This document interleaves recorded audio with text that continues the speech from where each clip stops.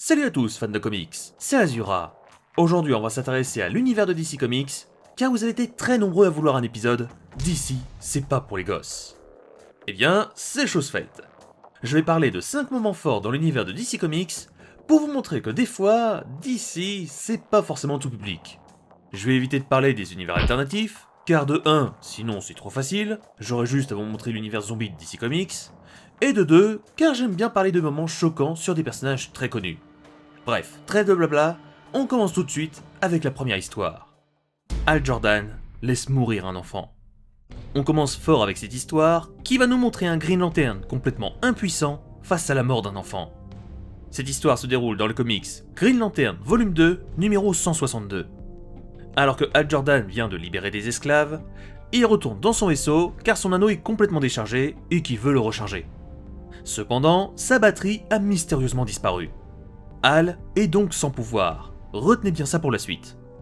Soudain, Hal et sa femme aperçoivent que quelqu'un d'autre est dans le vaisseau. La mystérieuse personne est juste un enfant qui a pour habitude de voyager illégalement dans les vaisseaux des autres. Soudain, le vaisseau de Hal décolle tout seul, sans son autorisation. Une intelligence artificielle a pris le contrôle du vaisseau et a placé la batterie de Hal près d'un sas. Le groupe essaye de se rapprocher du fameux sas, et alors que Hal consulte le plan de son vaisseau, le jeune garçon part devant et croit avoir trouvé un raccourci. Mauvaise nouvelle, il aurait mieux fait de regarder le plan. La porte donnait directement sur l'espace, et avec la décompression, le jeune garçon se retrouva éjecté de force. Hal courut pour ouvrir la porte et secourir le garçon, mais la porte se retrouva bloquée. Il se retrouva obligé de regarder l'enfant mourir, sans pouvoir rien faire pour lui venir en aide. Une mort bien lente et bien sadique pour un garçon random, qui se voit gonfler comme un ballon de baudruche, avant d'exploser littéralement. Pour la prochaine histoire, je pense que vous la connaissez assez bien, mais je suis obligé d'en parler. Killing Joke. Cette fois-ci, c'est pas un moment, mais tout le comics qui est choquant.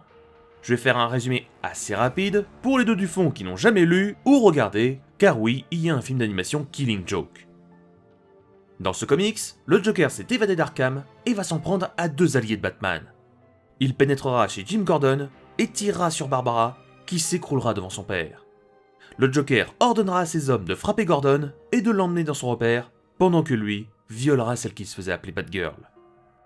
En parallèle à cette histoire, le comic se raconte l'origine story du Joker, où il est forcé de rentrer dans une usine de produits chimiques pour commettre un crime, pour gagner assez d'argent pour lui et sa femme. Malheureusement, sa femme meurt accidentellement chez elle, et lui tombe malencontreusement dans une cuve de produits toxiques pour devenir finalement le Joker.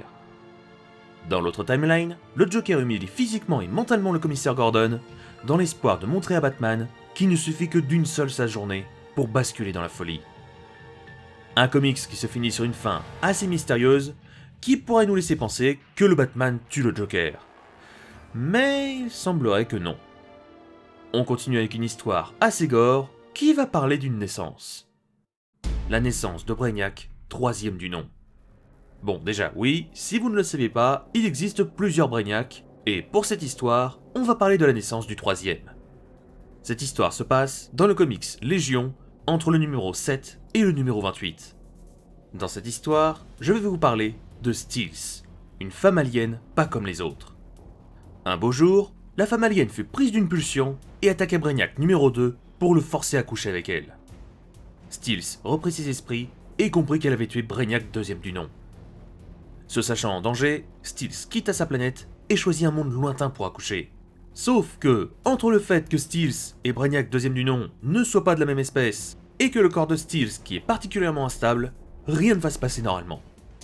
La jeune femme commencera à voir son corps se transformer, à tel point qu'au bout d'un moment, elle ne ressemblera plus du tout à une humaine. Après avoir perdu quelques organes au passage, elle rampera dans l'eau et laissera sa part alien prendre le dessus. Steels ressortira de l'eau dans une forme étrange et grotesque, et après s'être collé à un caillou et laisser son organisme faire le travail, elle se laissera mourir pour en fin de compte ressortir toute belle et toute propre. Elle marcha un peu et vit un reste de son ancien corps contenant son enfant, Brainiac troisième du nom. Un accouchement vraiment pas comme les autres, qui est quand même un peu dérangeant vu comment Steels passe de l'état humanoïde à celui d'un alien difforme et grotesque. Une mort soudaine. Avec un titre comme ça, je pense que vous savez ce qui va arriver. Cette histoire se passe dans le comics Cool Down to Infinite Crisis. Dans cette histoire, Ted Kord, aussi connu sous le nom de Blue Beetle, va mener une enquête pour savoir qui est la mystérieuse personne qui lui a piraté son compte en banque en lui volant plus de 20 millions de dollars, et comment elle a fait pour obtenir toutes les doubles identités des membres de la Justice League. Dans son enquête, il découvrira les identités de Diana, Batman, Shazam et même Superman. Il découvrira que quelqu'un lui en veut personnellement après avoir failli mourir dans son vaisseau et avoir trouvé un émetteur dans ses lunettes. Il suivra le signal de l'émetteur et se retrouvera face à Maxwell Lord, l'homme qui avait financé la Justice League internationale.